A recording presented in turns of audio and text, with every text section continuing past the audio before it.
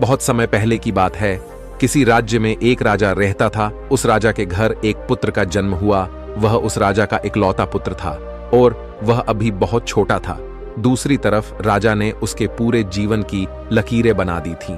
वह क्या होगा, कैसे बनेगा, वह अपने जीवन में क्या करेगा, उसे किस तरह से एक प्रभावशाली राजा बनना होगा।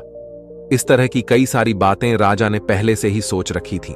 लेकिन वह राजा यह भूल चुका था कि हम में से हर एक व्यक्ति अलग रूप, रंग और अलग व्यवहार के साथ जन्म लेते हैं और वही हमारे जीवन की धारा होती है। एक नदी की तरह साफ और स्वच्छ उस धारा को हमने खो दिया है और अपना लिया है भीड़ तंत्र द्वारा दिया गया, क्योंकि यह हमें अत्यधिक सुरक्षित लगता है। क्योंकि इस भीड़ में हम अपने आप को सुरक्षित मानते हैं। हमें कुछ नया जानना अच्छा नहीं लगता। हम तो केवल इस भीड़ के साथ चलकर अपने आप को सर्वश्रेष्ठ समझते हैं। उस लड़के का भी एक व्यवहार था। उसे राज्य का राजा नहीं बनना था। उस लड़के का मन तो बहुत नाजुक था। वह जल्द ही करुणा से भर जाता था। हिंसा से उसे आनंद नहीं आता था। उसे तो चित्र बनाना और नृत्य करना अत्यधिक पसंद था। यही उसकी जीवन धारा थी। यदि वह उस पर चलता तो संपूर्णता को प्राप्त करता। लेकिन उसके पिता को यह सब बिल्कुल पसंद नहीं, जिस कारण वह राजा अपने बच्चे से नाराज रहने लगे। उसने हर वह जतन कर दिया जिससे उसका बच्चा सम्राट बनने के लिए आगे बढ़ सके, उसमें सम्राट के सर्वश्रेष्ठ गुण आ सके। लेकिन उस लड़के को कोई फर्क नहीं पड़ रहा था। ऐसे ही धीरे धीरे समय बीतता गया और समय के साथ साथ अब वह युवराज बड़ा होने लगा था। लेकिन जैसे जैसे युवराज बड़े हो रहे थे, उनके मन में, उनके दिमाग में समाज की यह बातें घर करती चली जा रही थीं। अब वह बाहर के बारे में सोचने लगे थे, लेकिन अब भी उनका व्यवहार पहले जैसा ही था और यह बात उस राजा को बिल्कुल पसंद नहीं थी। और इसी वजह से वह राजा अपने पुत्र को ताने मारता, अब शब्द कहता। वह कभी कभी इतना क्रोधित हो जाता कि अपने पुत्र से कहता, तुम्हारे जैसा पुत्र होने से तो अच्छा था कि मेरा कोई पुत्र ही नहीं होता। क्या तुम जानते हो, जब लोग यह सुनते हैं कि तुम्हारा पुत्र नृत्य करना पसंद करता है, चित्र बनाना पसंद करता है, तो लोग मुझ पर कितना हंसते हैं, मुझ पर क्या बीती है। क्या तुम जानते हो वह मेरे बारे में कैसी कैसी बातें करते हैं, और यह सब तुम्हारी वजह से है। राजा के पुत्र को अपने पिता की यह बात लग गई।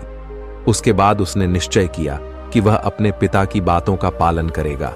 वह अपने पिता की आज्ञा का पालन करेगा। उसके पिता जैसा उसे बनाना चाहते हैं वह वैसा बनकर रहेगा।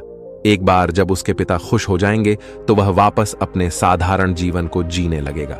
उस दिन से ही युवराज ने बहुत प्रयास किए, निरंतर अभ्यास किया और आखिरकार वह एक ऐसा योद्धा बन गया जिसे हराना नामुमकिन था। उसने कई ऐसी लड़ाइयां लड़ी जिन्हें जीतना नामुमकिन था, लेकिन वह अपने पराक्रम के दम पर विजय हुआ। और जब भी वह विजय होकर वापस अपने महल लौटता तो उसे यही लगता कि अब तो उसके पिता उससे अत्यधिक प्रसन्न हो जाएंगे। लेकिन हर बार जब वह विजय होकर घर लौटता तो उसके पिता उसे केवल एक ही बात कहते, बेटा तुम्हें तो अभी और सीखना है, अभी तुम पूर्ण रूप से एक योद्धा नहीं बने हो। और इसी वजह से वह अपने पिता की नजरों में पूरा बनने के लिए दिन रात मेहनत करता, अपनी पूरी ताकत लगा देता। लेकिन ऐसा समय कभी नहीं आया जिससे राजा को अपने बेटे पर गर्व हो और धीरे धीरे वह पुत्र अपने आप को भुला चुका था कि वह क्या है और वह क्या करना चाहता है। धीरे धीरे उसके अंदर की करुणा क्रूरता बन चुकी थी। दोस्तों, हमारे साथ भी हमारे जीवन में कुछ ऐसा ही होता है। लोगों की परवाह करते करते, जिम्मेदारियां निभाते निभाते हम अपने आप को ही भूल जाते हैं और एक ऐसी जिंदगी को अपना ले जो हमारी है ही नहीं। लेकिन सबसे खुशकिस्मत तो वह लोग होते हैं जो सही मायने में अपना जीवन जीते हैं। वह वही करते हैं जो वह करना चाहते हैं। एक दिन की बात है, वह युवराज अपने राज्य में भ्रमण कर रहा था कि तभी उसकी नजर एक युवती पर पड़ी और वह युवती अत्यधिक सुंदर थी, जिसके प्रति वह युवराज आकर्षित होते चले जा रहे थे। उस युवती को देखकर युवराज के मन में प्रेम उमड़ने लगा। उन्होंने उस युवती को अपने राजमहल बुलाया और उस युवती के सामने उन्होंने तरह तरह के हीरे जवाहरात के ढेर लगा दिए और फिर उस युवती से कहते हैं, मैं तुमसे प्रेम करता हूं और मैं तुमसे विवाह करना चाहता हूं। ये जो कुछ भी तुम देख रही हो, यह सब तुम्हारा है। बस मेरे विवाह के प्रस्ताव को स्वीकार कर लो इस पर वह युवती क्रोधित होकर युवराज से कहती है, हे युवराज, मैं आपसे प्रेम नहीं करती, भला यह कंकड़ पत्थर लेकर मैं क्या करूंगी? यदि आप सच में मुझसे प्रेम करते हो तो मुझे आपकी सबसे प्रिय चीज चाहिए, क्या आप मुझे दे सकोगे? इस पर वह युवराज कहता है, सुंदरी, जो कुछ तुम चाहो वो मैं तुम्हें देने के लिए तैयार हूं। इस पर युवती कहती है, हे युवराज, मुझे आपका यह राजमहल, यह राजपाट, यह शानो शौकत नहीं चाहिए। मैं तो एक साधारण सी युवती हूं और मैं आपसे भी यही चाहती हूं। क्या आप मेरे साथ एक साधारण युवक बनकर जीवन व्यतीत कर पाएंगे? क्या मेरे साथ एक साधारण युवक बनकर चल सकेंगे? अपना यह राजपाट, यह शानो शौकत क्या आप छोड़ सकेंगे? उस युवती की यह बात सुनकर वह युवराज बहुत सोच में पड़ गया और उस युवराज को देखकर वह युवती हंस पड़ी और कहने लगी, हे युवराज, यह आपकी धन दौलत, यह आपका साम्राज्य हमारी जिंदगी में कुछ नहीं। धन दौलत, मान सम्मान, पद प्रतिष्ठा ही प्रेम की कसौटी बन जाता है। आपने तो देखा ही होगा, जिसके पास जितनी ज्यादा धन दौलत होती है, मान सम्मान होता है, पद प्रतिष्ठा होती है, लोग उसे ही अधिक प्रेम करते हैं, उसकी अधिक फिक्र करते हैं, हमेशा उसके साथ खड़े रहते हैं, उसका सम्मान करते हैं। लेकिन यह सब सच नहीं होता वास्तविक तौर पर। तो वे लोग उस धन दौलत के अधीन होते हैं, उस धन दौलत का सम्मान कर रहे होते हैं, उस राजपाट का, उस पद प्रतिष्ठा का, उस मान सम्मान का आदर कर रहे होते हैं। वे लोग उसकी वाहवाह कर रहे होते हैं, उसी की प्रशंसा कर रहे होते हैं, जो कि एक दिखावा है, जो कि एक झूठ है। और इन सभी झूठों के पीछे हम अपना पूरा जीवन यूं ही व्यतीत कर देते हैं। हम सब इनके पीछे भागते रहते हैं, फिर चाहे वह कोई गरीब हो या फिर कोई अमीर। लेकिन आखिरी सांस तक ना तो कोई गरीब से प्रेम करना चाहता है और ना ही उसकी कोई फिक्र करता है। लेकिन यदि आप किसी को धन दौलत, मान सम्मान, पद प्रतिष्ठा दिखाएंगे तो वह अवश्य ही आपकी झूठी तारीफ करेगा और वह आपका झूठा सम्मान भी करने के लिए तैयार रहेगा। वह आपसे केवल इसलिए जुड़ा रहेगा क्योंकि उसे वे सारी चीजें पसंद हैं, ना कि आप। उस युवती की यह सारी बातें सुनकर युवराज एक बार फिर से कुछ देर के लिए सोच विचार करने लगते हैं और कुछ देर बाद वह उस युवती से कहते हैं, मैं तुम्हारे साथ चलने के लिए तैयार हूं, जैसा तुम चाहती हो। मैं एक साधारण जीवन जीने के लिए तैयार हूं। बस मैं अपने माता पिता को इसकी सूचना देना चाहता हूं, अपने माता पिता से आज्ञा लेना चाहता हूं। जैसे ही सम्राट को यह पता चला कि युवराज यह राज्य छोड़कर जा रहे हैं और वह भी एक साधारण सी लड़की के लिए, उसने तुरंत ही अपने सैनिकों को आदेश दिया कि उस लड़की और युवराज को बंदी बनाकर राज दरबार में पेश किया जाए। सैनिकों ने बिल्कुल ऐसा ही किया। उन्होंने उस लड़की और युवराज को बंदी बनाकर राज दरबार में ले आए। उधर दूसरी तरफ सम्राट ने उस लड़की को जासूसी के आरोप में मृत्यु दंड दे दिया। वह राजा यह भूल चुका था कि जब हमारे हाथों में शक्ति होती है, हमारे हाथों में ताकत होती है, तो हम न्याय और अन्याय के बीच का फर्क भूल जाते हैं। हमें तो केवल बस यही लगता है कि हम जो कुछ कर रहे हैं वही सही है। हम अपने आप को सर्वशक्तिमान समझने लगते हैं। इस मृत्युदंड के बारे में सुनने के बाद वह लड़की डर गई और राजा से कहती है, हे राजन, इसमें मेरा क्या दोष है? इसमें मैंने क्या किया है?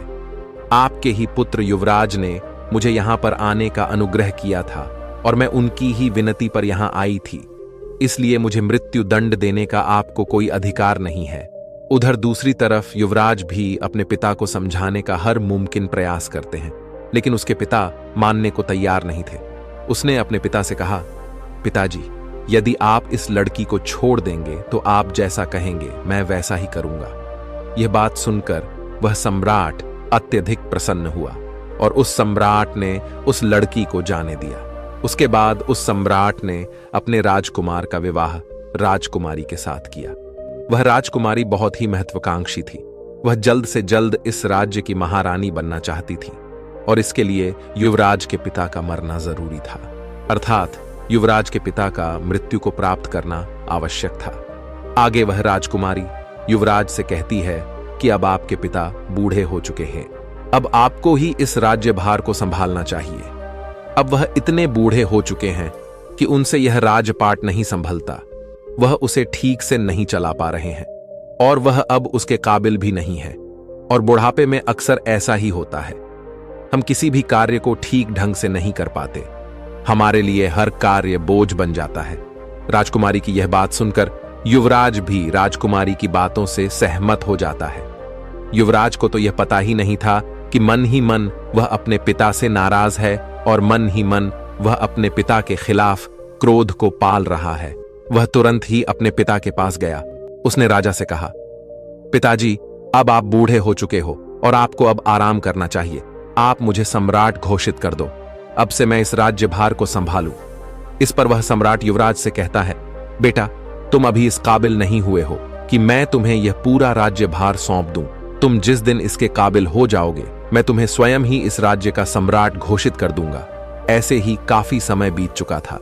धीरे धीरे उस राज्य में सब कुछ बदलता जा रहा था और इधर राजकुमार मन ही मन अपने पिता के खिलाफ षड्यंत्र कर रहा था। उसके मन में जो क्रोध पल रहा था वह अब एक चिंगारी से आग का रूप ले चुका था। वह मन ही मन अपने पिता का दुश्मन बन चुका था। इधर राजकुमारी ने राजकुमार के पिता को रास्ते से हटाने का एक उपाय बनाया। उस समय पड़ोसी राज्य ने इस राज्य पर आक्रमण किया था और इसी युद्ध के दौरान वह राजकुमारी चाहती थी कि सम्राट मृत्यु को प्राप्त हो जाए।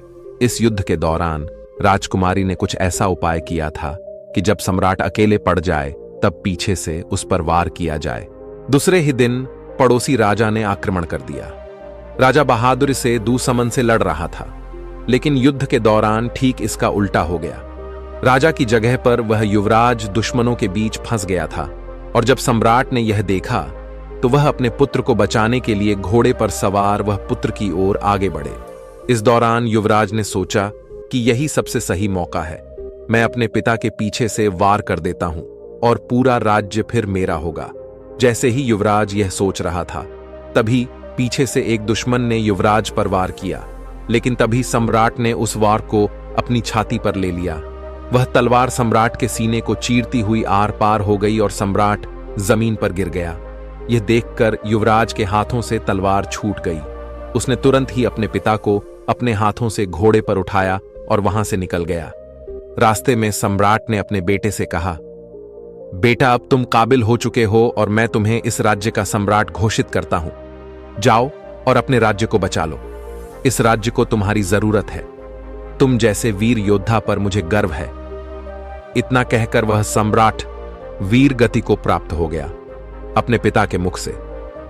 यह सारी बातें सुनकर राजकुमार बहुत दुखी हो गया। उसके मन में जो क्रोध था वह पूरी तरह से करुणा में बदल गया। तब उसे एहसास हुआ कि वह अपने पिता से प्रेम करता है, नफरत नहीं।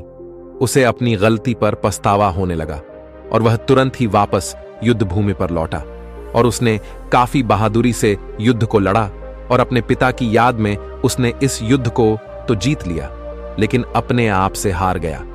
युद्ध को जीतने बाद वापस महल लौटकर वह बहुत परेशान था, क्योंकि राजकुमारी ने जो राजा के खिलाफ षड्यंत्र रचा था, राजकुमार ने राजकुमारी को आजीवन कारावास का दंड दे दिया। राजकुमार बहुत दुखी था। वह स्वयं को भी सजा देना चाहता था।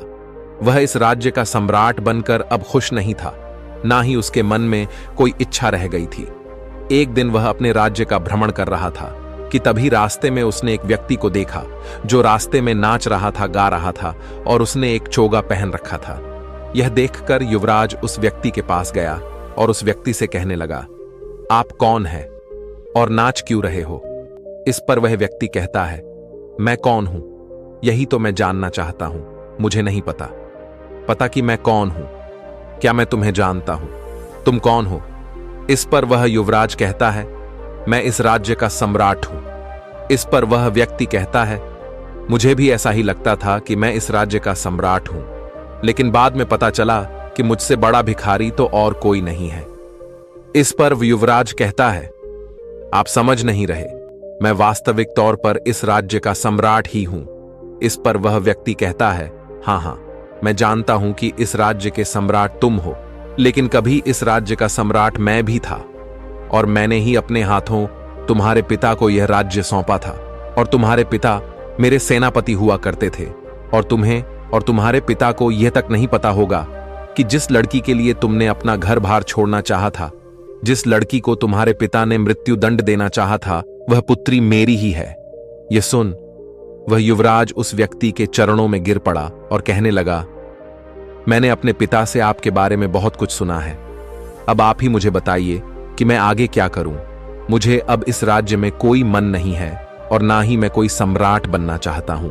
इस पर वह व्यक्ति उस सम्राट के हाथों को पकड़ लेता है और उसे एक ऐसी जगह ले जाता है जहां पर एक विशाल वृक्ष था।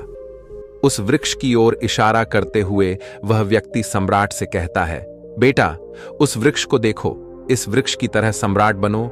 इस वृक्ष पर कई तरह के प्राणी वास करते हैं, लेकिन यह वृक्ष कभी उन्हें हटाता नहीं है, बल्कि उनका ख्याल रखता है, उनका ध्यान रखता, सबकी रक्षा करता है और सबको भोजन भी देता है। और तो और ये वृक्ष हम जैसे पापी इंसानों को भी अपनी छाव में छाया अवश्य देता है, और इतना सब कुछ करने के बाद भी इसे रत्ती भर भी अहंकार नहीं है। यही इस राज्य का असली सम्राट है। लोगों को धोखा देना, लोगों को मारना, युद्ध की नीतियां बनाना, खून बहाना, लोगों की जान लेना, यह सम्राट का असली कार्य नहीं है। जाओ, वापस लौट जाओ अपने महल में और लोगों की सेवा करो, उनकी रक्षा करो जैसे यह वृक्ष करता है। तब तुम सही मायने में एक असली सम्राट बन पाओगे। केवल लोगों को दिखाने के लिए नहीं, अपने आप को पहचानो, अपनी खुशी को पहचानो, जिसमें तुम्हें खुशी मिलती है वह कार्य करो। हम सब तो भटक चुके हैं और इस काल्पनिक दुनिया में यूं ही भटकते चले जा रहे हैं, जहां हर कोई हर किसी को बांधना चाहता है, अपने कब्जे में रखना चाहता है, अपने नीचे रखना चाहता है। जब तुम ध्यान से अपने आप को देखोगे, अपने आप को समझोगे, तब तुम्हें यह एहसास होगा कि हमारे विचार हमारे हैं ही नहीं, हमारी सोच हमारी है ही नहीं। हम जिस धर्म में जन्म लेते हैं, हम तो उस धर्म के बन जाते हैं। दोस्तों, हमारे जीवन में भी कुछ ऐसा ही होता है। हमारे आसपास ऐसे बहुत से लोग होते हैं जो हमें हमेशा कुछ अच्छी तो कुछ कड़वी बातें कहते ही रहते हैं, और उनकी हर बात हमें आईना सा दिखा जाती है। लेकिन हम ऐसे लोगों को ढूंढते रहते हैं जो हमारी हां में हां मिला सके, वह हमारी गलती को गल ना कहे, और ऐसे लोग हमें बहका सकते हैं, क्योंकि हम पहले से ही बहकने के लिए तैयार बैठे हैं। जो भी कुछ हम कह रहे हैं, जो भी कुछ हम कर रहे हैं, वह सब सही है। हम कुछ ऐसे लोग चाहते हैं जो हमारे इस हां में हां मिला सके और हमारा साथ दे सके। दोस्तों, आपने आज के इस वीडियो से क्या सीखा, वह मुझे आप कमेंट में बता सकते हैं। इसी के साथ में उम्मीद है कि आपको आज की वीडियो पसंद आई होगी, तो इस वीडियो को उस इंसान को शेयर करें जिससे यह कहानी सुनने की जरूरत है, और उसी के ठीक बाद चैनल को सब्सक्राइब करें। तो चलिए फिर मिलते हैं ऐसी एक और नई वीडियो में एक नए मैसेज के साथ। तब तक के लिए अपना ख्याल रखें। धन्यवाद और नमोह बुद्धाय।